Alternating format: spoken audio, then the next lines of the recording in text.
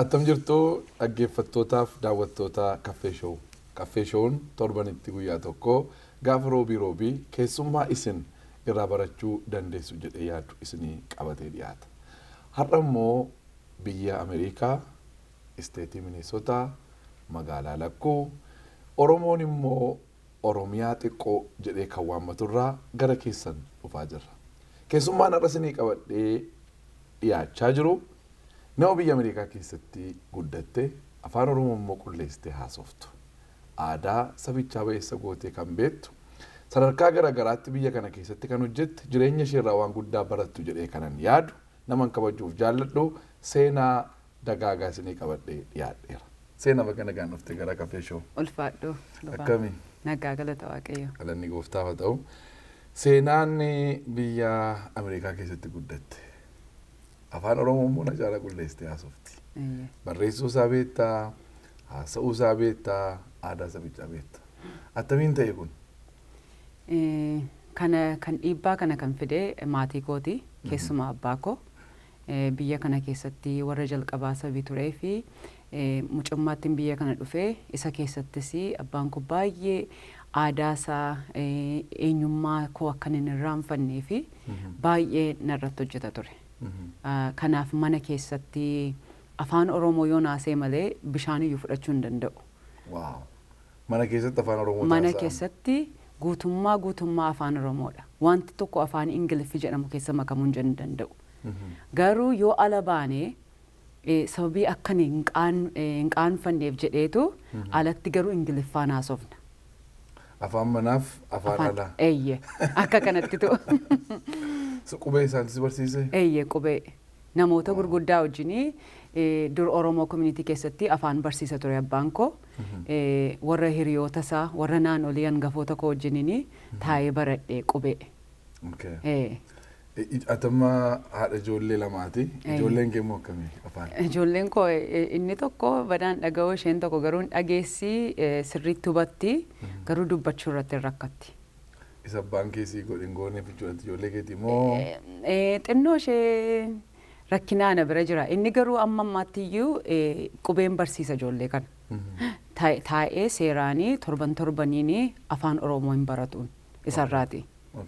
Kanaaf hamma tokko dandeettiin isaa jira garuu itti gad of hin dhiifneen. Amma warri Jiwushiidha ijoolleen biyya kamittu dhalattu? Afaan Jiwushii beekti. Amantii isaanii ba'eessa gootee beekti. Aadaa sabichaa ba'eessa godhaniitu beeku. Kanaaf amma hamma kana biyya lafaarra tamsa'anii biyya ta'uun isaanii hafee yeroo deebi'anii gara biyya sanatti deebi'anii waggaa 70 dura immoo deebi'anii akka kanattiin kan isaan jabaatan kan isaan godhee afaan isaanii, aadaa isaanii, amantii isaanii qabachuu isaaniiti. Kun dhugaadha. Amma anan koo dabalateeyyuu ijoolleen keenya afaanuma Ingiliziiti kan isaan haasa'an. Akkan dhagaarutti ijoolleen Finfinnee keessa dhalatanis immoo amma yoo jijjiiranii dhufe malee afaanuma Amaaraati. So maal goonee fooyyessuu dandeenya? Maaliif akka Jiwushii ta'uu dadhabne itti yaadda? Gaafni yaadooni dadhabbii maatiite jedhee yaada. Dadhabbii kooti kuni. Garuu amma dammaqinni hammi tokko immoo jira jedhee yaada. Amma manuma keenya keessatti waa'ee afaan Oromoo amma reefuutu deebi'ee ijoolleen koo gaafa guddatanii maatii kootti makkatanii taa'anyeet xarabbeezaarra tokko irra teenyee haasa'uu hin dandeenyu jedhu akka nama ibsaa namatti feenaa ifuu jalqabee nan haasisuu jalqabaa jira. Gaafa iddoo tokkodhaan nama maatiin wal geenyu ijoolleen makamuu barbaadu. Amma kanaafi faarfannaa keessa daatee afaanuma waan garaagaraatti agarsiisuudhaan jaalala afaan isaanii san akka isaan qabatanii fi tokko lama jedhee irratti hojjechaa jiran. Garuu wantichi karaa dheeraadha. Garuu hojii baay'ee barbaada. Kanaafidha jedhee kan hin yaadu. Hojii isaatu nama biyya kanaa wajjin hin deemu. Namni fiigaa oola waan ta'eef ariitiidhaan ijoollee isaatti waan itti mettimee hojjechiifachuu barbaada malee. Tokko lama jedhee isa kana ganaa hiika isaa gochuun namatti maatittis hin cima jedhee yaada. Jireenya wajjiniin jireenya diyaasporaa wajjin ulfaachuu danda'a. Yeroo amma tarii yerootti Oromoon akka malee dammaqee ta'ee waan jiruufi caalmaatti namni hin barsiifatannee abdii goona. Egaa tuu gara ijoollee keessaa hin bahin jireenya dargaggummaas jireenya ijoollummaas asitti dabarsiteeti. yeroo keetiif yeroo dargaggummaadhaatti turteef yeroo ijoolleedhaan amma maanni garaagarummaan isaa chaalenjii ijoolleen amma qaban maal ta'uu danda'a maatiin maal godhuu dandeenya maaliif ijoollee barsiisaa jirta waldaa keessaas waan ta'eef waa'ee kanaa ba'eessa goote beektadhee waan ani yaaduu fi gara sanarratti xinnoo nutti taasifte. Chaalenjiin biyya kana keessatti guddachuudha baay'ee ulfaataadha dhugaa isinitti himuudhaaf akkuma carraa baay'ee qabanii ijoolleen biyya kanatti guddatanii akkasumas badiisaaf carraansaa baay'ee guddaadha. Kana garuu maatii baay'een wanta ala kana jiru waan beekan miti. Xiqqooma ishee yoo TV irraa yookiin niwusii irraa waan garaa garaa irraati arginu jiraachuu danda'a garuu keessa lixxee amma beektutti chaalenjii isaa waan baay'ee si waammata gaafa biyya kanatti guddattu. Maatiin kee kana hin beekan maaliifi kolfa kee beeku taphachuu kee beeku hamma tokko ijoolleen Oromoo immoo yookiin ijoolleen biyya kana keessatti guddatte third world keessaa kan dhufan baay'een isaanii maatii isaaniitti onneen isaanii hidhamaadhaan. Kanaaf waan baay'ee ittiin agarsiifatan. Garuu chaalenjiin isaan waamu diraagiidhaan isa ta'u, alkooliidhaan isa ta'u, sexual impurityidhaan isa ta'u waan garaa garaatiin baay'eetu jira. Kun immoo umurii sanii guddaadha jennee yaadnu miti. As young as 12 years old, 11 years old, amma kanattitu gidiraan isaa baay'eedha jechuu barbaadeen. Kanaaf maatiin kana hordofuudhaaf hojii baay'ee gaafata, dammaqina baay'ee gaafata, beekumsa baay'ees immoo gaafata. Beekumsa gaafan jedhu dhaqanii mana barumsaa keessatti dhaqanii barachuutu hin ta'in haala qilleensaa wanta naannoo isaaniitti jiru, wanta biyyicha keessa deemaa jiru kana hubachuutu irra jiraata malee rafnee borii akka hin gaddineef wanta baay'ee gochuun nurra jiraata.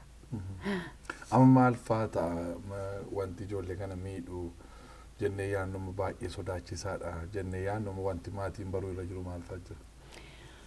Amma wanti amma ala kana jiru isa beekamaani wanta akka transgenderismii kana afuura dhiiraaf durba wanti kun hundumtu wanta maatiin amma tokko beekuudhaan garuu sana alatti evenii kanarra kan darbu baay'eetu jiraan. Kana gaafan kana jedhu diraaguma kana mataasaa ijoolleen hiriyoon kee gaafa qammasanii akka salphaatti itti harkifamuu dandeessa. Anaanii almost utuu abbaan koo baay'ee cimaa ta'uu baatee na hordofuudhaan waan baay'ee keessatti utuu akkas mana keessaa na kunuunsanii waan baay'ee keessatti kufuu nan danda'an ture. Kanaaf akkasumas immoo yeroo malee ga'u yeroo malee jaalalan dammaqsin waan jedhamu tokkotu jira mini I think weedduutaa keessatti yeroo malee wanti keessaa isaanii dammaqu kuni dhaqee karaa irraa isaan kaachisuu danda'an. Ijoolleen amma seenaa kuni baay'een isaanii umurii waggaa 13-14tti activity hin taane activity umurii isaanii oliitti akka nama gaa'ela keessa jirutti namooti kan jiraatan jiru. Kun hundumti isaanii akkaataamatti ati meedappii taateen si barbaada seexanni. Karaama ofii isaatii irra dadhabbii kee ilaalutti dhufee si barbaaddata. Tokko lama jechuu hin dandeenyu. Karaa baay'ee jiraan especially social mediaan kuni ijoollee kootiin TikTok generationii ta'uu hin dandeessan isiniin jedhaan. Maaliif attention spaniin isaanii xinnoodha. Waan nutti hin fakkaatu garuu secondii tokkotti sammuu isaanii keessa maal kaa'a ija keessa kaa'ee darba. Iji kun immoo deebi'ee maal ta'an dagaageessumatu nama keessatti biqilee waan hin taaneef nama saaxilaan. Kanaaf wantoota baay'ee addumaanan kan hin jedhu social mediaanii baay'ee dhukkuba ijoollee duwwaayyuu miti nama guddaayyuu rakkisaa jiruudhaan. Kanaaf kanarraati baay'ee amma ta'e ijoollee murtootti gochuu aappii isaanii waan isaan ilaalanii wanta isaan nutti gaddan fakkaateeyyuu boriif taanitti nu galateeffatu. Ani arra wanta haati koof abbaan koo naaf godhanii fi dhugaa yeroo sana baay'een aaraa baay'een itti gaddaa garuu amma gaafan keessa deebi'ee ilaalu utuu isaan waaqayyoo gaditti akka kanatti nan eegne ta'eeti har'a an nama har'aa ta'uu hin danda'u ture. Sooftiweeriin garaagaraa jiran amma waan isaan ittiin waan nuyi ittiin hordofu dandeenyu wantoota isaan gargaaramanii irraa ittisuun cufuun waan ittiin danda'an wantoota baay'ee qabna. Amma garuu amma wanti dhaga'amaa ijoolleen wantoota akkasii mana barumsaa public school keessatti yeroo baay'ee practice godhu. Dhugaadha. Diraagaa fa'aa kana manuma fincaanii dhaqanii jecha akka isaan Dhugaadha. jecha akka isaan fudhatan waan hundumaayyuu achitti ijoolleen akka riyaatti akkasii wal dhandhamsiiftu. Dhugaadha. Isa inni akkasii gaama to'annaa maatii ala ta'a. Dhugaadha. Ilaalcha maatii ala ta'a. Chaalenjiin biyya kana keessatti ijoollee guddisuu qabnu baay'ee guddaadha jechuudha. Dhugaadha. Baay'ee guddaadhaan. Ani yeroon middle schoolii keessas turetti, high schoolii keessas turetti, abbaan koo dingatuma mana barumsaa koo dhufa. Anuu hin beeku. Yoom akka inni dhufu hin beeku waan hin ta'eef yeroo hundumaa ofirra laalaan deemaan. Amma keessa darbee maal jechuudha kuni maali ani mucaa gadheedha moo kan akkas gootoon naannoo keetu gadheedha kanaaf hin si ilaala naan jedha. Kanaaf baay'ee sammuu koo keessatti dhufee yeroo hundumaa wanti inni waa'ee koo waan hunduma isaa beeku natti fakkaata. Lafa dhaqu hundumaatti abbaa kootu jiraan jedha. Kanaaf baay'ee sammuun koo kanaaf yeroo hundumaa dammaqaadhaan amma irraatti mataasaa yoon TV banee wanta akkas jedhee ilaalu mucummaa kootiin itti guddadhe sanatu sammuu koo keessa jiraan. Baay'ee sammuu koo irratti dhiibbaa guddaa uumeera. Garuu immoo kuni anaan na gargaare malee namni. Yeroon keef yeroo namaa fagoo garaagara. Baay'ee garaagara. Yeroo sanatti sooshaal miidiyaa maal hin qabdu. Hin jiru. Amma garuu wanti hundumtuu seelfoonii ijoollee harka isaanii keessatti baatanii adeemachuudha biddasaa. Kanaaf ulfaataadha jechuudha. Baay'ee ulfaataadhaan. Amma waa'ee abbayyee kee kaafnee haasofna. Abbayyeen kee Oromoo warra jalqaba biyya kana dhufan. Keessaa tokko jedhu namni isaan dura dhufe yoo jiraate waggaa tokko jira waan akkasii malee warruma jalqabaa jedhama. Attam ture inni beektaati yeroo isaan dhufan sana. Abbaan koo warra mootummaan morman turanii yeroo dargiidhaan. Kanaaf haati koo waa'ee kanaa hin beektu wanta inni hojjechaa ture hin beeku. Hin beektu turteen. Kanarraan kan ka'e yeroo inni itti waa'een isaa bira ga'amee akka inni mootummaan mormaa ture OLF keessa ture yeroo inni mormaa ture sana isheen sababii hin beeknee fi ishee oolchuudhaaf jedheetu baqateen maaliif waa'een isaa akka isheen ittiin gidirfamtu hin barbaanneen. Kanaaf isaan reefuma wal fuudhanii wanti kun gaafa bira ga'amu abbaa koo barbaaduu jalqaban jechuudha. Karaa hundumaarra barbaadamaa ture. Kanaaf kaverii godhatee akka nama under kaveriitti miillaanitu inni Suudaanitti ba'e. Torban 3 deeme. Miillaani qullubbiidhaaf jijimbila duwwaadhaanitu miillaan deeme dhugaadha. Gaafa inni deeme sana haati koo hin duute abbaan manaan ishee hin du'e jettee yaadde.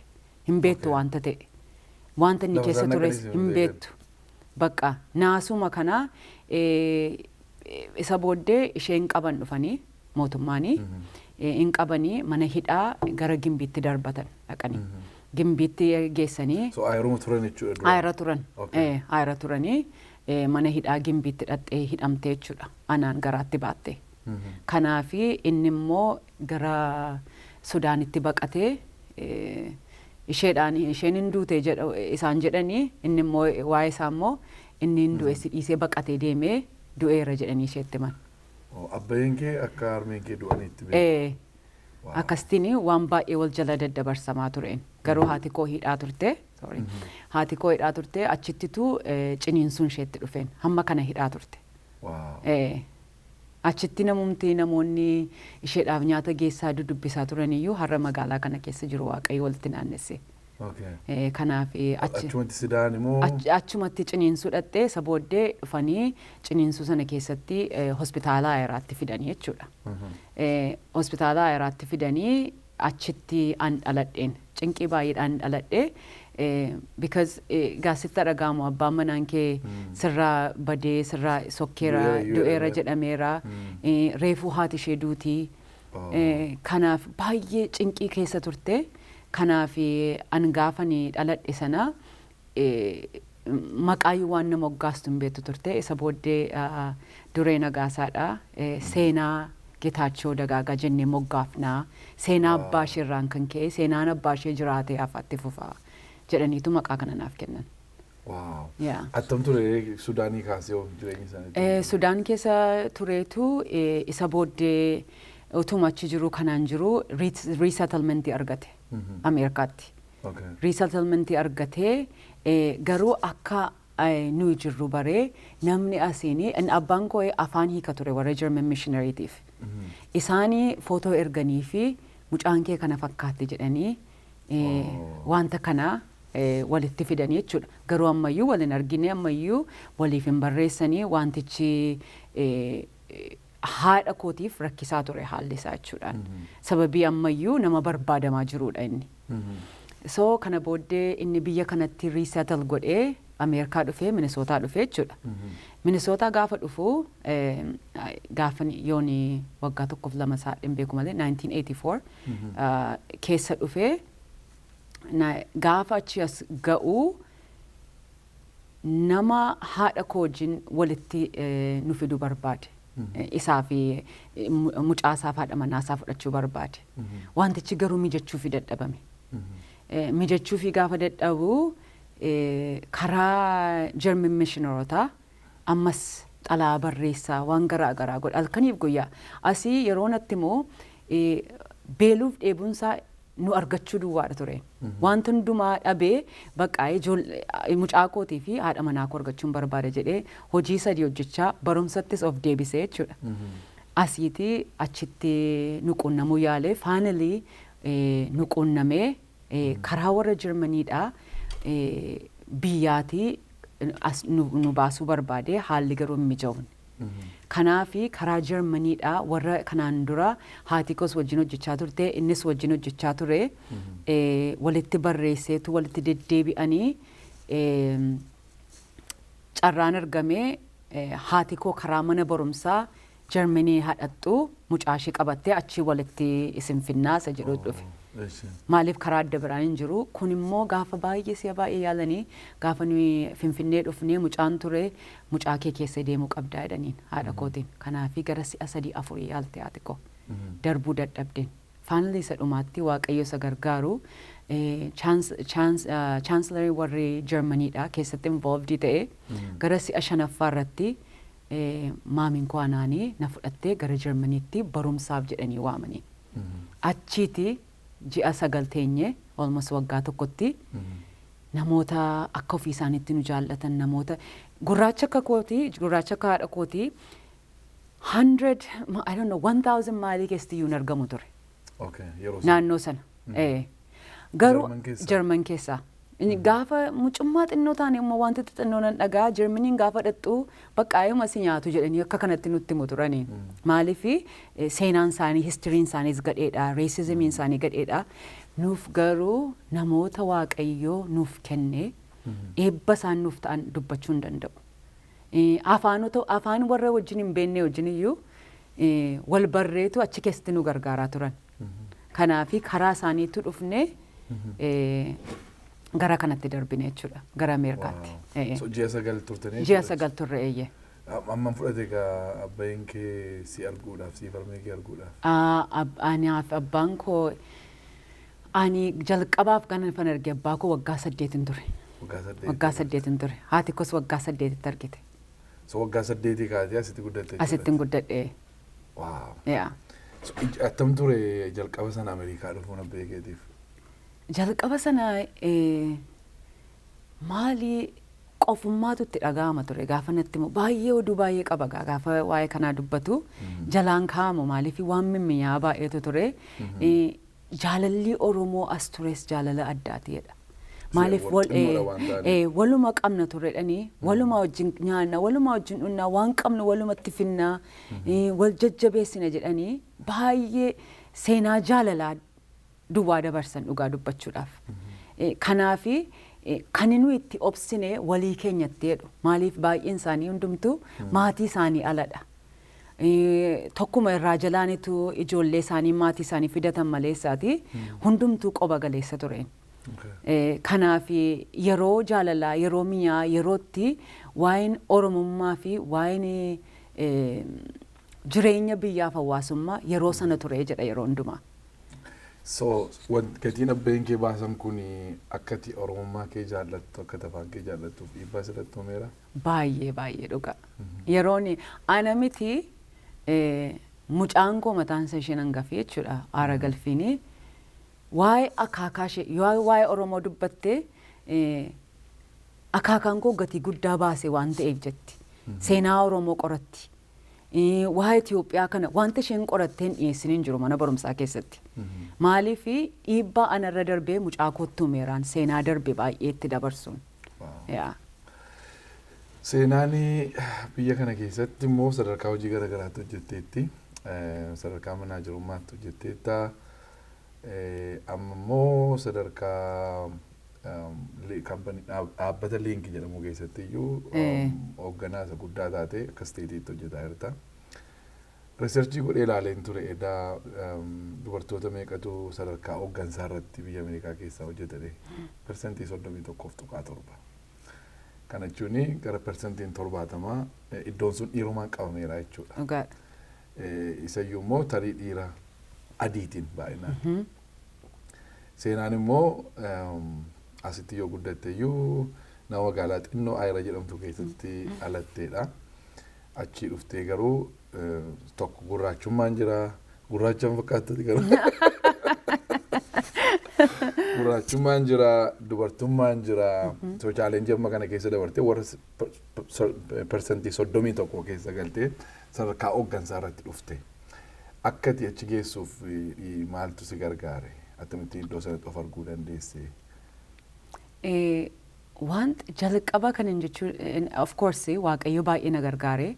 Inni hangafa hundumaati. Seenaan koo hundumtuu Yesuus keessa dhokatee jira. Achi keessatti immoo maatii gaarii keessatti na dhalachiisedhe yaada Waaqayyo. Gaafan akkas jedhu mucummaa kooti ergan biyya kana dhufee qabee abbaan koo argumentii na barsiisa ture.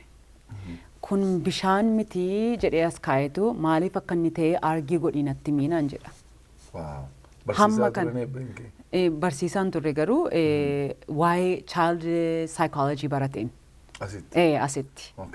Kana waa'een ijoolleef waa'een nama guddummaa immoo baay'ee keessa isaa keessaa ijoollee argu hundumaa akka ijoollee isaatti ilaala wanta arge keessaa. Kanaafi akka nuyi nama guddaa taanuuf hiriyootuma koo mataa isaayyuu baay'ee qabee gorsa tureen. Kanaafi abbaan koo argumentii na barsiise. Yeroon waa aaree boo'u taa'ee ija keessa na laalee boo'ichi waa hin fiduu naan jedha. Natti mi maaliif akka kana barbaadduudha. Waan hundumaa akka nama sales personitti wanticha sell gochuun narra raata. Baay'ee jireenya koo keessatti kuni takka takka nan nuufan ture garuu jireenya koo keessatti baay'ee na gargaare. Tokkoffaa haasaa na barsiise. Lammaffaa emotionii koo akkamittan bituu danda'e miira koo kana bitee akkamitti akkanini waan hin barbaadu sana bira ga'u waan hin barbaadu sana ibsu baay'ee na gargaaree jechuu barbaade. So inni akkati gara sanatti adeemtu si godhe. Eeyyee. So hojii sana manaajimentii maraa jalqabde moo gadii jalqabde gara sanatti? Lakki. Gaafa mana barumsaa keessa ture jechuudha. Gaafa I remember al tokko inni jalqabaa waggaa 18 waan akkasii koolejii jalqabeen achi keessa taa'aa. Mana hojii wayii tokko hojii normally madaqee hojjedheeni dhaqeen nama laalee maaliif team leading ta'an jedheen dhaqee manitti meen. Achumaanitu okay training si godhanii usuma jalqaba dhaqo torban lama caalaa hin barbaanne wanticha. Sanamni natti hin barbaanne ofuma kootiin ta'an jedheen. Ennaan kana booddee wantichi isaaniif iyyuu dhibameera. Experience waan tokko hin qabu. Wanti tokko hin jiru garuu wanti na dhibu achi keessatti jaartolii faa waan garaagaraatu achi keessa ture. Utuu isaan taayitilii tiim liidii kanaan haallaatini an deemeeni gargaarsa namootaaf kenna akkamitti akka waa hojjetan. Dafee waan agala Waaqayyo wanta akkasiitiin na eebbiseera. So akkamitti akkasirraa warra waggaa dheeraa achi keessa hojjetanii gargaaruun jalqabeen. Sootumaan barbaadini taayitilii sana duranii hojicha keessa of gashi. Gaafan itti dubbadhu akkasin ta'e jechuudhaan. Team leading na godheen wanta ittiin natti mi'oofte amma immoo deebi'ee guyyaa adda biraa immoo waggaa tokkoyyuu waggaa lamayyuu hin caala jedhee yaadu kaampasii keessan ture innaan osoo hin taa'u hojii supervisorummaa tokkotu ba'een ammaaliif hin ta'uun jedhe dhaqeen apply godheen experience ittamii qabdaanaan jette isheen na waamteen innaanii maal resume kana natti hojjetate miniin jedheen resumeen kee baay'ee bareedaadha garuu experience kennatti mi'ennaan carraanaaf kennisitti agarsiisaan jedheen Achi keessatti dubartiin kun London International jedhama, I remember, Anookaa keessa ture. Hojii seriesiin jalqaba argadheessadha. Baay'ee naqarte. Barreeffama amma namni Ingiliffa beekuuf barreessuuf barreeffamii biizinesii illee adda adda miti. Kana bakka as micciirtee achi micciirtee wanta godhu hundumaa waggoota lamaanii baay'ee garmalee naqarte dubartiin kun ishee jalatti. Isheenis hooggantoota haayiriina goote sana haayiriina gootuyyuu oofisii dhaqxee laalaatte oofisii keessa taa'anii Atlaantaadhaa fi Minisootaatti hoogganan.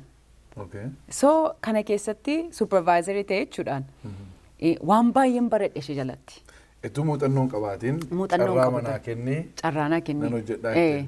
Baqqaayi Waaqayyo wanta hin galateeffadhu dandeettii na keessa jiru tokko isa of jijiisa ofitti hirkatan miti. Guyyaan gooftaa fudhadhee qabeeyanii laayifii koo keessatti laayifiin koo daseemii ta'uu hin danda'u jedhee namana. Maaliifi mootii hundumaarra caalatu jireenya koo keessa jira.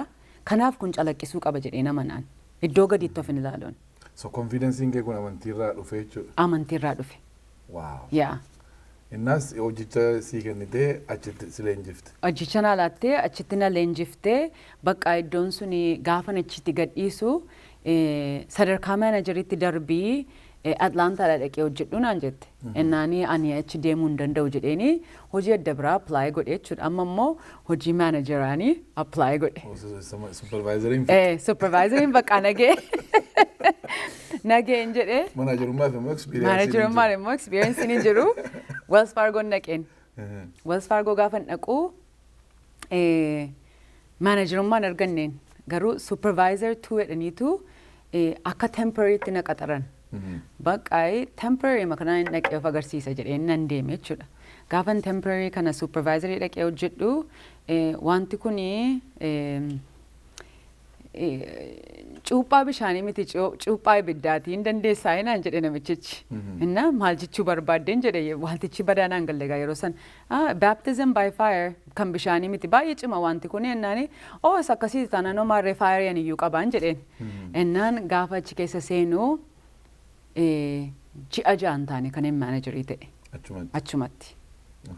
Ji'a ja'a booddee ammas deebi'ee waggaa tokko booddee achuma keessaa office of the presidentitti na qaxaran. Manager 2 ta'e jechuudha. Isa booddee assistant vice presidentitti na guddisan. Hin turree vice presidentii loan administration manager 3 ta'een. This is all waggaa 3 keessatti. So konfiidensii dhuma keetuu kana fidaara garuu iddoo dhaqxutti immoo hojii gaarii hojjetaa. Hojii gaariin hojjedhaa hariiroo namaa wajjin wantan baradhe kana si'a baay'ee abbaan manaan koo kaasnatti himan nama buufachuu. Ayyaana nama buufatan naaf kenneera. Lafa dhaqutti jaalala namaan argadhaan dhugaaman jedhaan adda naaf kenne Waaqayyo. Hojii gaarii baay'ee kan hojjetan achi keessas turaniiru. For some reason garuu wanti kan kootii excellency wayii tokko qaba. Wanta miidhagu miijana qaba waansaa. Iskajilli koo amma har'aatti namni iskajila naa kenneen beeku achuma keessa taa'eyyuu. Iskajila mataa kootiin baafadhaa. Wanta natti fakkaatiin godhaa. Garuu Waaqayyoon kan hin galateeffadhu isaan immoo amanamummaadha jedhaniitu ilaalu gaafa wanta kana ilaalan. Ani Yesuusiidha jedhee argaan. Isaan garuu wanticha akka itti ibsan hin qaban waan ta'eef baay'ee amanamtiidhanii na ilaalu. Barachuudhaafis baay'ee na ariifadhaan. Garmaleen dubbisaan nama baay'ee macaafa dubbisuudhaan. Wantan argadhe hundumaa keessaa iddoon itti waa dabarsu yoo na argitanii iddoo itti waa dubbisanidha. Laayifii koo keessatti kuni iddoo guddaadhaan mucummaa makootii kaasee duruma xinnummaa kootii kaasee abbaan koo ibsaa giddiidhaan dhufee irratti dhaamsa ture. Torban tokkotti macaafa 3 dubbisa. Hamma kanatu jaalalli macaafaa na keessa jiraan. Inni kunis baay'ee contribute godhee jedheen jira yaada. So ammati certificateii mana barumsaati argamu like PhD, masters or something yetuun taane experienceidhaan, confidenceidhaan, namoota buufachuudhaan waan asirratti bira geessedha jechuudha hojiin kun. Hojiin Ameerikaa keessa baay'een isaa akka kana. Certificateii mana barumsaarra dhufuudha experienceetti amantii Ameerikaan. So isatu si gargaara jechuudha. Ani amma namoota hoogganaa ture keessaati doctors hin jiru. Namo inni tokko I remember psychologist tureetu hojii isaa jibbee dhufee achitti warra barreessan regulatory keessan ture auditingii kan warra governmentii fi bankingii keessa ture. Isaaniin faanii annan hoggana taa'e. Gaafa dhaqee oofisa kootti deebi'u ani yeroo hundumaa namni iddoo biraa waan baay'ee jedha ani garuu yeroo hundumaa Yesuusitti quba qaba. Maaliif utuu dandeettii kooti ta'eeti har'a taa'eenii PhD akkasii baradhee kana godhee waan hin sitti mu baay'ee qabaachuu nan danda'a. Har'a garuu ani garuu Yesuusin hin qabaadhe dandeettii sanni gana mana keessa kaayetti garuu bishaanitti nadhe nan kunuunse nan guddise. Barumsi yeroo hundumaa laayifii koo keessa jira. I'm always learning. Kanaaf inni kun jireenya koo keessatti baay'ee dhiibbaa uumeera. Kanaaf dubartiin sadarkaa kamittiyyuu hojjechuu dandeessi. Gurraachi sadarkaa kamittiyyuu hojjechuu danda'a. Waa'ee saalaa miti, waa'ee bifaa miti, waa'ee maalii miti. Self confidence, self esteem akka geetimoo waaqayyoon amanachuu lafa dhaqxutti namoota buufachuudha malee hin danda'ama jechaatti seenaa. Akka gaariitti danda'ama. Kan nama dinqisiisu baay'een namoota dhanneetumaa jalatti ofiinaa amma dhuguma racismiin hin jiru jechuu miti. Rakkinni garaagaraa, chaalenjiin garaagaraa hin jiru jechuu miti. Isa barates inni hin barannes rakkina baay'ee qaban. Garuu biyyi lafaa rakkinaan guutee jira miti. Biyyi lafaa koo friendii keenya miti. Nu akka binnuuf akka dhaalluuf waamamneen. Kanaaf ayyaanni caalu nu keessa jiru waan jiruufi isa biyyi lafaa nuun jedhee fudhannee taa'uun nurra hin jiraatu.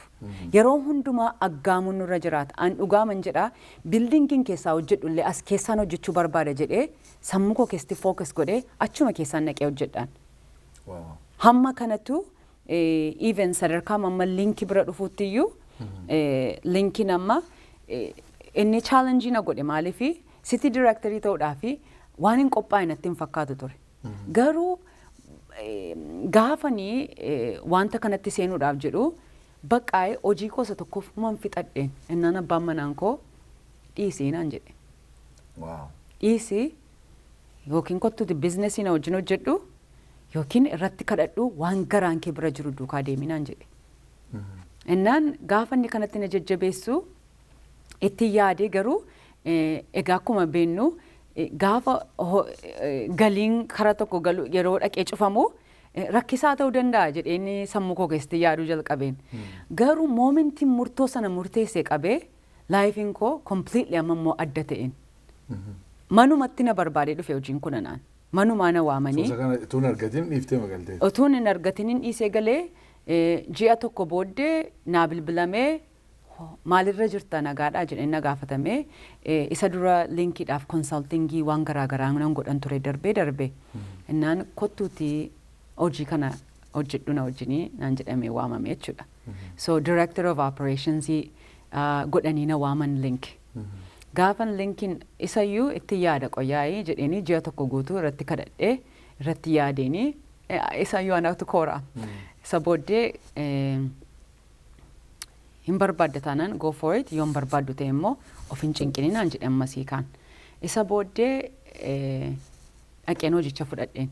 Hojicha gaafan fudhadhu ji'a 5 keessatti interim city directory na godhan.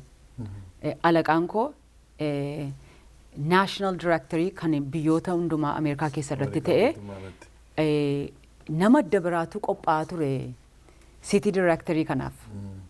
Gaafan dhaquu waa'een nama sanaa hafee anaan iddoo na buusan. Interimii ta'edheetu baay'ee garmalee na kadhatanii natti dubbatanii jechuudha. Innaan tolee ta'u interimii duwwaan godha garuu hojjechuun barbaadu hojii kanaa maaliifi gara hojii kootti kan mataa kootitti deemuun barbaada isa jedhuun sammuu koo keessaa qaba. Waaqayyo garuu achi keessatti wanta horadhu namoota buufadhu wanta hin qabuu fi keessi koo gara sanatti siizanii hamma ta'ee fi akkan achi deemu keessi koo dhugaanaa ba'een. Kana booddee gara sanan deemee gara sana gaafan deemu amma immoo permanent city directory ta'edhanii na waamanii jechuudha. Akka kanattiin inni iddoo sana keessatti executive city directory kan Minnesota ta'ee hojjechaa ture. Wanti qalbii koo qabate baay'ee nan fixeette hojii. Tokko hayi inkaamii guddaa meeqee goota. And then salphaamatti kutuun ulfaataadha jechuudha tokko isa. Dhufteedhuma itti hojii biraa hin qabatin dhiiftee inni ulfaataa hin turre. Lammaffaa immoo fixuu keetti miti beektu. Amana baay'een fixuuf dhiisuu isaa hin beeku. Hojii tokko jibbaadhuma ganama maqaa nyaataatu dhaqa. Dhugaadha. Dhugaadha. Waasaan beeku garuu attamitti beektee fixuu kee. Kan nama dhibu fixuu koo kan inni ittiin baree waggaa tokko fuuldura. Garuu naannessaa man ture keessa koo. Naannessaan ture waaqayyoon kadhachaa ture. Garuu lammaffaa immoo iddoo sanatti baay'een jaallataman ture. Hooggansa kennaa ture immoo isteetii tokko duwwaa miti. Isteetii sadii irratti hooggansa kennan ture. So departmentii sadan kana keessatti nama ga'aa qopheeffachuun irra jiraata jedhee namanan ture. Maaliifi lafan dhiise sanaa akkam fuudhee gararraatti bareechee dhiisuu deemuun irra raata isa jedhuun sammuu koo keessaa qaban ture. Nama narkaa fuudhu jaluma jalaaninii qopheeffachaa turean. So kanaan dura namani of jalatti qaxaree qabaa. Namni kun baay'ee bishina agarsiisaa turte garuu iddoo sana hin geenye turte. So baay'een nama kanarratti investii godhee hojii baay'eetti kennee waan garaagaraa keessaa amman hojii aloof godhutti hin ga'een. Kana ilaalanii faa hojiidhaaf ana deemsisuu amma jedhutti hin ga'an ture.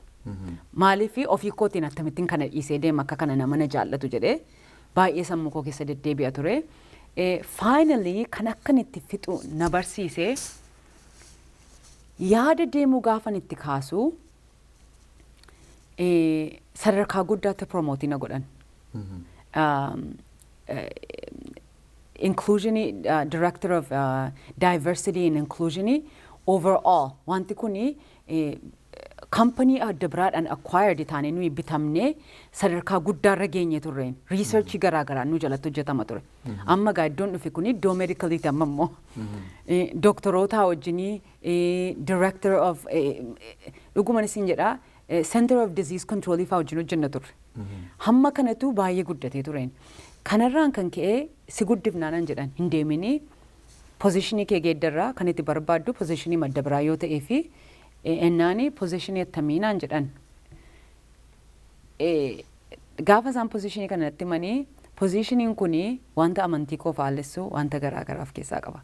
Inni immoo lafa warra gay lesbian gay pride faarratti iddoo garaagaraatti isaaniifis voice ta'u waan garaagaraa akkanii taanuu fi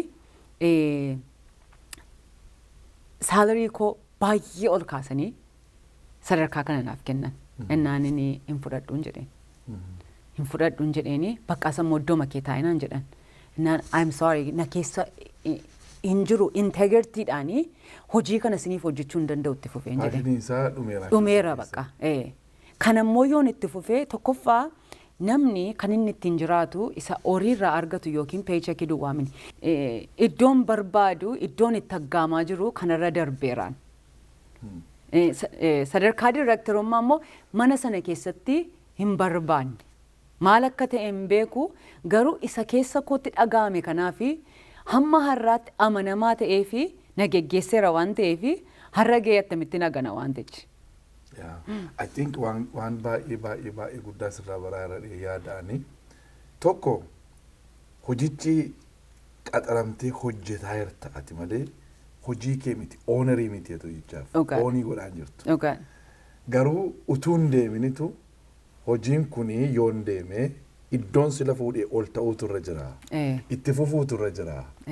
Kanaafuu nama biraa nama na caalu qopheessuun narra irratti nama qopheessuu jalqabde. Kana jechuun hojiin ala kana jiru hundumtuu kan keenya jechuudha. Maaliif community keenya gargaara. Nama fayyaduudhaaf iddoo sana jira waan ta'eef salariidhaan yoo keessa jiraannes yoo oonii goones kan keenya akka inni ta'e beennee waan hojjennu qulqulleessinee hojjechuu. Lammaffaa immoo wanta jettee horiin argadhu miti.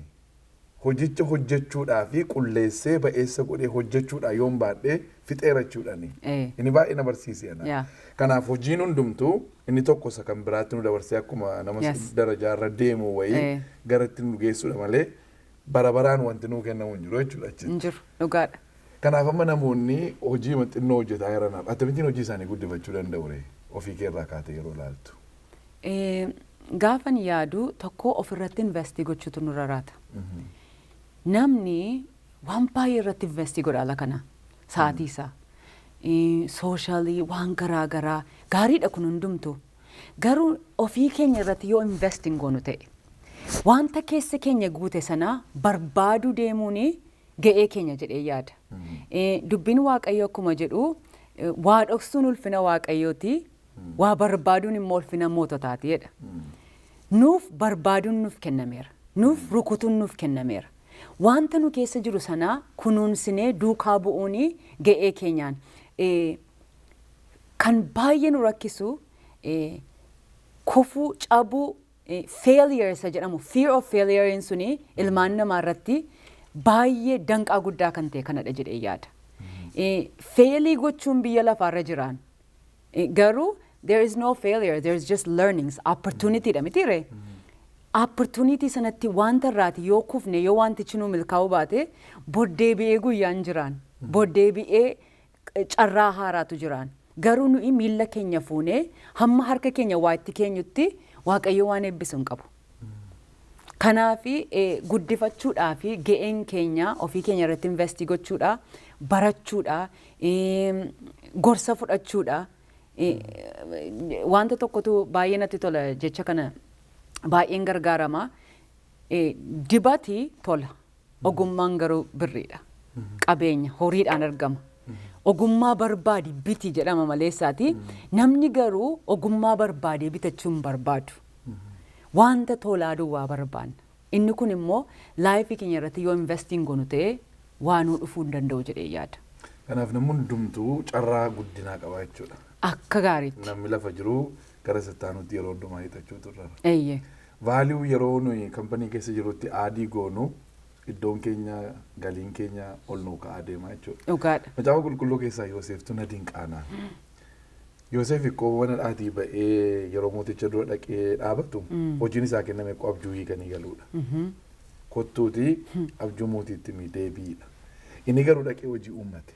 Dhugaadha. Kampanii keessatti qaxaramnummaa 15 kottuu mana qulleessanii daalaara 15 sa'aatiitti nu qaxaruu danda'u. Achi galleennaan garuu akka Yoosef hojii uummachuu dandeenya jechuudha. Dhugaadha.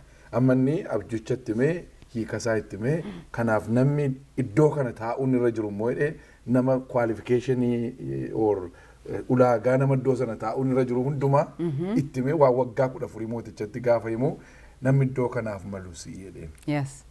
Kanaaf namichi kun mana dhaatii baheetu dhaqeetu amma ittaanaa mootichaa ta'utti piraayim ministeerii biyyichaa ta'ee geggeessu teessoo duwwaadhaan isa caala malee hojii uummatee jechuudha Yoosef. Garuutu waanuma laayinii sararameef keessatti dhaqeeratee abjuun keessan kana hiikisaa kana nagaadhaan olaadha yookaan mana dhaatti deebi'a yookaan miindaawii xinnoo argateetu mana mootii keessatti qaxaramaa jechuudha. Kanaaf namni hundumtuu iddoo hojii isaatti kampaniin kun maal hojjetaa jira vaaliyuu maaliin itti dabaluu danda'a yoo jedhee yaadee iddoo sanatti horiinuu dabalamuu samma supervaayizariitti manaajeriitti daayireekteriitti amma hundumaatti vaayis pirezidaantii bira geesseetta waan ta'eef kun nama hundumaatiif hin danda'ama jechuudha. Dhugaadha hin danda'amu. Awwaanna dinqii amantii keettis baay'ee jabduudhaati. Egaa afaan kee ilaallee oromummaa keetti jabduu, hojii kee ilaallee hojii keetti jabduu, gaa'ela keessa jirtaa, ijoollee guddifataa jirtaa. Waldaa keessattis immoo jabduudha. Ergan biyya kana dhufee si argee kaatee waldaa keessa jirtaa sadarkaa garaagaraa tajaajilta. Worshiippii geggeessitaa, lallaba lallabdaa, ijoollee barsiiftaa, sadarkaa liidarshiippii garaagaraa keessa jirta waldaa keessa. Itti dabaltee iyyuu immoo NGO garaagaraa haa ta'u maal garaagaraa haa ta'u boordii meeqaaf meeqa keessa jirta. Seenaan akkamittiin amma kana Waaqayyotti jabduu taate biyya Ameerikaa jireenyi isaa akkas ta'e biizii nama godhee hojii amma kana hojjetaa. Akkamittiin immoo Waaqayyotti jabduu taate afaan Oromootiin immoo waldaa Oromoo tajaajiluutti dhufte. Amatti waldaa Faranjiis tajaajiluu hin dandeessaa. Aadaa isaanii beektaa, afaan isaanii beessa gootee beektaa, asitti guddattee hojiin kee akka jirutti achi jira. As immoo jirta waaqeffannaan immoo achi keessatti immoo baay'ee jabduudha. Akkata akkas jabaattu immoo maaltu gargaare amantii keetti. Ayyaana Waaqayyo. Ayyaana isaati. Ayyaanni yeroo ayyaana keessa jiraannu lafti nuyi irraatii hojjennu iddoo boqonnaa irraa kaana iddoo moon irraa kaana malee mo'uudhaaf hin adeemnu. Waa'ee kanaa baay'isa goote nu barsiiftettati. Ayyaana Waaqayyootti hirkachuun dhuguman jedhaa badhaadhina hundumaarra caaludha. Waan hundumaan nama gonfaa, waan hundumaan na guuta.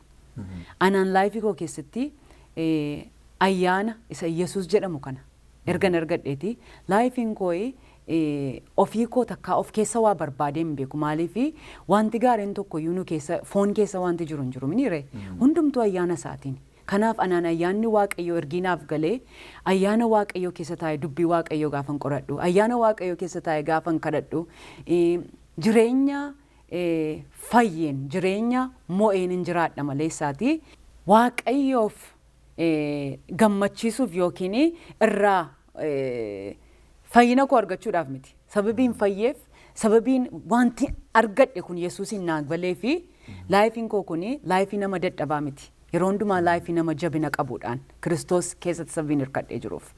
Kanaaf akkuma nama waliigalatti garuu kadhannaan baay'ee barbaachisaadha. Dubbii Waaqayyoo beekuun barbaachisaadha. Dubbii Waaqayyoo keessatti investmentiin dubbii Waaqayyoo karaa garaan namoota jireenya kee ijaaran irraati yeroo barattu baay'ee laayifii kee gargaara.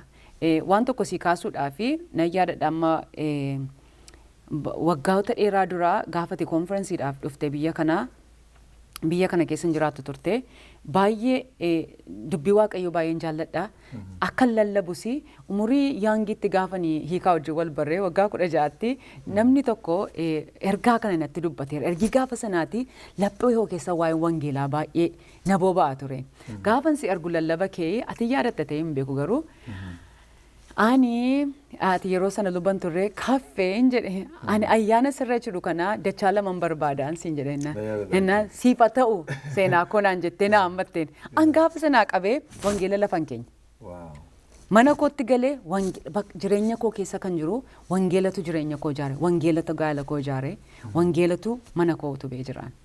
Wangeelli waan hundumaati dhugaa. Kanaaf milkaa'ummaa dhateettee kan yaaddu kun hundumtuu achi keessaa dhufee. Achi keessaa dhufee. So kan hundumaaf atamittiin yeroo argatte time managementiin keekam. Time managementiin kan nama dinqisiisu hamman hojjedhe jedhame keessatti an baay'ee nama jireenya boqonnaa irraa hojjetudha. Like from a place of rest. Wantoonni si dhiphisanii. Wantoonni na dhiphisanii na cinqan hin jiru. Inni nama adda biraa wanti amma yoon ka'ee waan tokko qabadhe yerooma sanaa right away wanti nu recognize godhu ayyaana Waaqayyooti. Waa barreessi yoonaan jettee inni nama tokko ji'a gaafatee anaan saatii tokko keessatti ni diriirsee lafa baasa. Warruma alaqootuma warruma wajjin hojjedhu keessatti iyyuu lafti inni dhufu ana biradhaan. Bakka waan tokko humna na gargaaru tokkotu jira dhuguman siin jedhaan. Ijoollee kootiifis taayime qabaachaa, gaa'ela koo keessattis taayime qabaachaa, hojii kanas hojjechaa baay'ee Waaqayyo na gargaareenaan. Wanti na cinqee na dhiphisee laayifii kooyi bakka kanaaf yeroon qabu wanta hin jedhu wanta yeroon barbaachisuuf yeroo nan kennaan. Garuu immoo akkatti immoo waan hin barbaachifne immoo akkan itti ofirraa kutus beeka. Iddoo margitetti nan argitu. Iddoo hundumaas immoo sa'aatii koo hin gubu. Wanti hundumtuu yeroo qaba mitiire. Kanaafi sometimes kun egaa namni sitti dallanuu danda'a. Sometimes kana keessatti namoota jaallatu irraallee gargar ba'uu dandeessa. Garuu wanti hundumtuu yerootti yoo gargaaramne yeroo muraasa qabna jireenya kana irratti waan ta'eef isa barbaachisaa ta'eef yeroo isa caalu kennuu dandeenya. Seenaa kitaaba barreessuu dandeessetti yaadda? Eeyyee. Wow. Eeyyee. Inni ennaa jechuudhas. Biyya hoo yaadde beektaa biyyatti maal yaadda? Biyya baay'ee yaada. Kan nama dhibuu biyya kana keessa taa'ee dharraan koo garaan koo hundumtu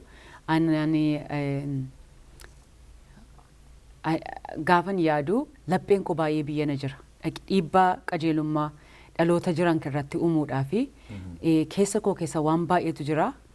Waaqayyo yoo na gargaare gara sanattis kutaa sattaanutti immoo inni kun hin ta'an. Deebinee ibsitu wal agarraa jechuudha. Dhumarratti wantati dhaamtu yoo jiraate carraansii kenna. Kitaaba kee immoo hin eenna. Ekspiriyaansii keerraa yoo waan baay'ee isaa barraa. Garuu isa dura biizines maayindiidha isatti. Biizinesas baay'ee jaallatta. Abbaan manaan kee biizinesas hin hojjeta. Garuu isa caalaa mul'ata gurguddaa yaada gurguddaatu si keessara. waan nuti na wajjiniin haasoftu iyyuu baay'ee yaaddisii dhufa. Namoota rakkatan, namoota miidhaman keessumatti dubartootarra waan ga'aa jiru baay'ee isaa agarta. Waa'ee miidhaa dubartootarra ga'aa jiru Taayilaand fa'aa keessa jiru kaaftee turte waggaa meeqa dura akka deemee ji'a muraasa dura ija kootiin naqee argeen. Yeroon biyya isaa dhaqee seenuu dhimma biizinasaatif naqee isa tiyettee tunatti yaadatan. Nama fuudheen iddoo akkas akkasii nageessaa jedheen dhaqeen ija kootiin in ilaaleen dubartiin utuu gabaatti dhiyaattee gurguramaa jirtu. Baay'ee garaan koo nagade. Dhiirri tarree dhaabateetu gatiin itti baheera dubartootatti. Bifa isaaniitiin, umurii isaaniitiin gatiin itti. Seera qabeessa kun biyya keessatti.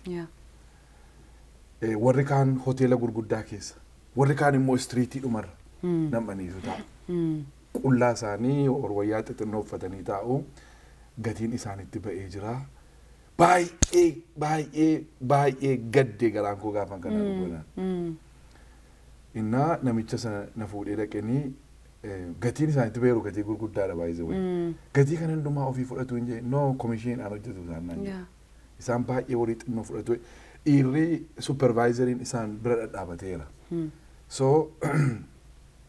dhiirri dubartoota sana barbaadu dhiira isa tiim liidarii sana waameetu ishee kamiin akka barbaadu itti himee inni immoo gatii itti himee gatiin isa biratti kaffalamee isheen akka qodaatti duukaa deemti. Ija kootiin argiyan kan sirraan immoo dhaga'ee jalqaba. Innaa keessi koo baay'ee na cabe baay'ee na miidhame bakka mootummaan akka kana godhee saba isaa yeroo inni miidhu. Kun egaa nama biyya sanaatti noormaaliidha kun. I don't know waan seenaan gochuu dandeessu kana. Anamma sababiin sirraa dhageeffan gaafadhee jiradhanii nan naqee nan ilaalee garaa makoon na cabe malee isarra darbee waan hin godhuun qabu. Paashinii isaan qabu wanti hin godhuu danda'us hin beekuan nama biraatiif kenname kanaaf isa naqee argeen si yaadadhee wanta gurguddaa argita. I hope gaaf tokko ofuma kun laphee kee qabatee garaa kee qabatee taa'ee yaaduu mul'ati nama tokko bira humnaan dhufa. Yeroo dhufu immoo akkamittiin akka hojjetamu eessatti akka jalqabdu eessatti akka fixxu risoorsiin eessa akka dhufu eenyu maal akka sii godhu hunduma isaa ofiisaatii sii kenna abbaa mul'ataa sun waan ta'eef. Paashinii guddaa qabda yaada gurguddaa si birara. I hope seenaa iddoo guddaatti argadheen yaada. Waa'ee kanaa wanti keessa keeru yoo jiraate sheerii nu godhi yeroo isaa miti yoo ta'e hin dhiifna. Achumaan ergaa qabdu wajjin walitti qabdee gudduunfuu dandeessa. Waan baay'ee sii kaase waa'ee biizinesaa waa'ee mul'ata kee ergaa xumuraas wajjin. Hundumti isaa dhugaa baay'ee sirriidha. Waa'ee amma human traffickingii kana biyya kana keessattiyyuu baay'ee guddataa jiran. Dhugaa biyya kana keessatti even warrumti karaa illegally garan kuniyyuu kana keessa baay'ee isaaniitu seene. Seera qabeessaasis moo? Seera qabeessa miti garuu rakkinni isaa warra seeraa oolan jirantu wanta kana irratti baay'ee kana irratti hojjetan. Waan baay'eetu amma niwusima miidiyaa marraatii wanti baay'ee nammasichi baay'ee wanti gadi babba'u jira. Karaa gola wanti qoqqorachaa jiru jira. Even organizationiin nuyi sappoortii goonu karaa link ture ammallee gara boordii isaaniitti na waamanii kan jiranii wanta kana biyya kana keessatti hojjetuun. Human traffickingii akkaataa itti wanti kun biyya kana keessatti socho'aa jiru. Human traffickingii maal jenna afaan Oromootiin? Human trafficking dhugaama yoo dubbanne garbummaama slavery jedhu. Dubartii irrattis hin hojjetan. Lamaanuu irratti. Baay'een amma third world irraati kan irratti ga'u hojii isinii argina akkas isinii goona kanaan dhaqameetu bifa legally ta'initu biyyicha keessaa ba'anii bifa illegal ta'een garuu achi keessatti qabamu. Kanaafi namoonni baay'een jireenya wayyu barbaaddachaa kun dubartii dhiira hin jedhamuun. Ijoollee xinnoo hin jedhamu. Ijoollee waggaa 4 waggaa 5 hamma dhaqanii wanti kun illee waan baay'eedha. Wanta garaagaraa marfee garaagaraa waraananii wanta adda addaa irratti hojjetanii ijoollota kana nama guddaa irratti hundumaa irratti wanta kanaaf saaxilaman baay'eetu jiruun. Biyya kana keessatti amma waa'ee kana baay'een qorachaa jira. Hamma naa danda'ames wanta baay'een ilaalaa jiran. Kun industiriin isaa gaafa dubbatamu over $1 billion industry dha across the world. biyya hundumaatti over $1 billion. Kanaaf organizationin garaagaraa kuni slavery isa lammaffaadha jedhanii waamu. Garbummaa bara durii addunyaa keessatti beekamaa ture keessa garbummaa inni haaraanii garbummaa nama gurguranii bitanii sexual wantaadhaaf akka kanattitu ilaalamaa jiran baay'ee guddatee jiran. Biyya keenya keessattis wanti kuni lafa jalaanii iddoo gurguddaa qaqqabamee jira jechuudhaan. Kanaaf Waaqayyo nu gargaare kanaaf qorichi isaa Yesuusidha. Hamma nu danda'ametti immoo gara fuulduraatti Waaqayyo nu gargaare wanta kana irratti illee dhiibbaa fiduudhaa fi hawwiin isaa nu bira jira. So gaaf tokko waan gootaa jechuudha. So ergaa dhumaanuu qabdaa waan dabarfachuu barbaaddu yoolaati waan ta'u. Ergaa dhumaa waan hundumaa caalaa namni waan baay'een dhaadachuu danda'a. Namni waan baay'ee beeksifachuu danda'a. Namni Yesuusin dhaadatu garuu waan bor erkaan fudhatamnedha. Waan bor erkaati namni kan kee miti dheessirkaa fudhatu waan baay'eetu jiraan. Kanaaf iddoo guddaa yoo ga'uu barbaanne amantiin yookiin ayyaanni leezii yookiin sanafii nama hin godhuun ittuu nama carraaksisaa ittuu nama hojjechiisa maleessaati. Maaliif ayyaana Waaqayyootiin hojjenna. Kanaaf Yesuusin qabannee gara fuulduraatti yoo deemne maatii keenyaaf jireenya keenyaaf gaa'ela keenyaaf karaa hundumaa hawaasa keenyaaf bu'aa guddaa buusuu dandeenya jedhee amanaan. Ameen. Galatoomii seenaa gara kaffee shoo dhuftee barsiisa guddaa mana gawaan nu laattee fi namni baay'ee kanarraa baradheetan abdii godha. Dhaggeeffattootaaf daawwattoota kaffee shoo buletti keenya seenaarraa waan guddaa bartan jedheetan yaada. Kanaaf akkuma ishee iddoo hojii keessanii jirtan tattaaffii gootanii ishee ol akkasiin deemtan abdii guddaa goona. Deebinee torbanarraa keessummaa biraatiin wal argina. Yeroo nuyi keessummaa qabannee dhufnu ergaan keenya akka isiniin dabarree fi sabiskiraayib godhaa, laayikii godhaatii, sheerii godhaa namoota warra kaan bira akka ga'anii fi turtii gaarii isiniin jennee nagaa isinitti dhaamna.